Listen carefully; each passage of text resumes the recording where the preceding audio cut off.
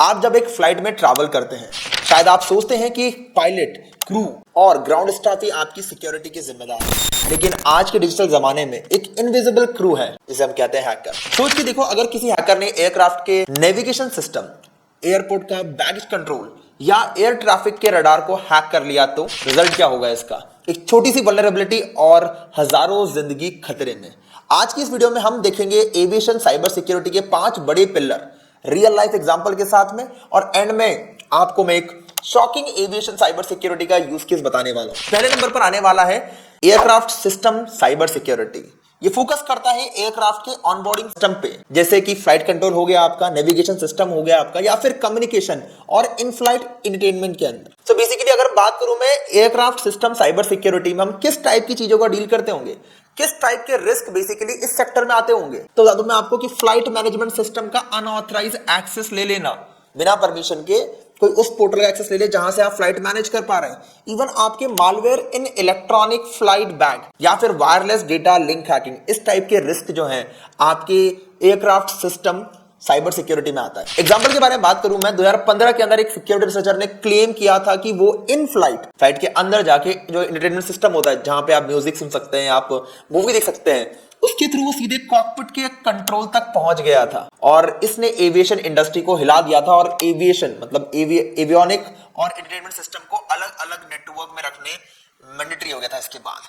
Second बात करूं मैं, वो एक इंपॉर्टेंट पार्ट है, क्योंकि जब फ्लाइट हवा में उड़ता है तो उसके पास जो एयर ट्रैफिक कंट्रोल होता है, उसी से ही एटीसी से ही कम्युनिकेशन करके वो सारी चीजें देख पाता है। तो air traffic management cyber security, ये एयर ट्रैफिक कंट्रोल के सिस्टम को प्रोटेक्ट करता है, जो एयरक्राफ्ट के टेक ऑफ, लैंडिंग और रूट कंट्रोल करता है। जैसे मान लो कहां जाना है एयरक्राफ्ट को, कब टेक ऑफ करना है, कब लैंड करना है, इस चीज के ऊपर ये साइबर सिक्योरिटी प्रोवाइड करता है। इसमें अगर बात करूं मैं रिस्क के बारे में, तो जीपीएस स्पूफिंग मतलब गलत कोऑर्डिनेट दे देना, मतलब अगर फ्लाइट हवा में चल रहा है, उसको गलत कोऑर्डिनेट मिल जाएगा तो वो जाना था इंडिया, चला जाएगा पाकिस्तान। समझ में आ रहा है आपको?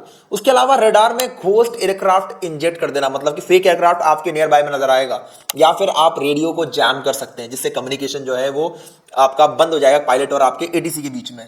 एग्जाम्पल के बारे में बात करें तो 2019 में यूरोप में multiple GPS jamming incident report हुए, जैसे कि पायलट को मैनुअल नेविगेशन पे स्विच करना पड़ गया था, और एक छोटी सी वल्नरेबिलिटी ने पूरे ऑपरेशन को डिस्टर्ब कर दिया था।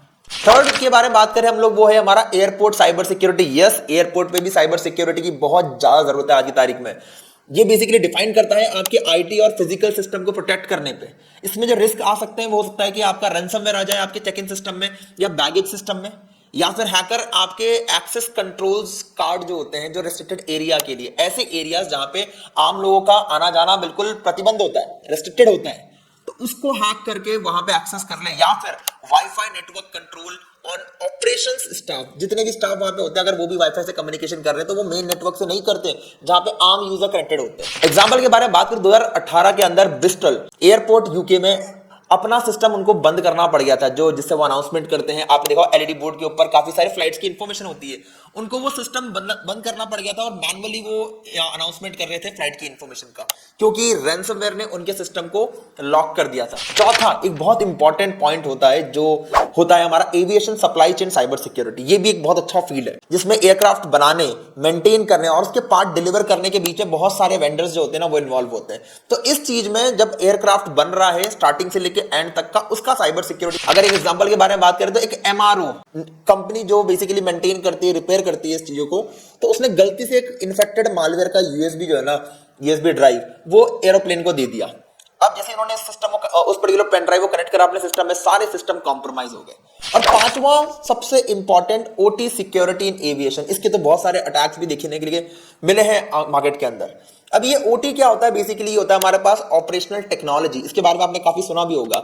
ये रनवे पे लाइटनिंग जो होती है, या फिर फ्यूलिंग सिस्टम जो होता है आपका, या फिर बैगेज कन्वेयर सिस्टम होता है, इस जैसे इंडस्ट्रियल कंट्रोल को प्रोटेक्ट करने का काम जो है इस वाले फील्ड में आता है। इसमें रिस्क किस टाइप के होते हैं? जैसे रनवे का लाइट को रिमोटली शट डाउन कर देना, या फिर फ्यूल डिलीवरी सिस्टम का मैनिपुलेशन, या फिर बैगेज सिस्टम का स्टोरेज। एग्जांपल के बारे में बात करें, 2020 के अंदर एक रिसर्चर ने ये बोला था कि ना वो लाइट्स होती है रनवे की, उसमें एक वल्नरेबिलिटी के लिए मिली है, जिसके थ्रू वो रिमोटली उन लाइट्स को शट डाउन कर सकता है। और जरूरत पड़ेगी इस टाइप की वल्नरेबिलिटी आने के बाद हमें इस नेटवर्क को आइसोलेट करने की जरूरत पड़ेगी। अब एक बात करते हैं रियल केस स्टोरी के बारे में। हैकर ग्रुप ने एक एयरपोर्ट के फ्यूलिंग सिस्टम को टारगेट करा था, फ्यूलिंग सिस्टम जहां से फ्यूल भरा जाता है, उन्होंने एक मेंटेनेंस कॉन्ट्रैक्टर के लैपटॉप में मालवेयर डाल दिया। जब लैपटॉप फ्यूलिंग कंट्रोल नेटवर्क से कनेक्ट हुआ, हैकर ने फ्यूल डेटा मैनिपुलेट कर दिया, प्लेन्स को गलत फ्यूल डेटा मिलना शुरू हो गया। अब उनको दिख रहा है कि हमारे फ्यूल सिस्टम के अंदर बिल्कुल हमारा फ्यूल भर चुका है, पर एक्चुअल में देखा जाए तो उनका फ्यूल बिल्कुल खाली था।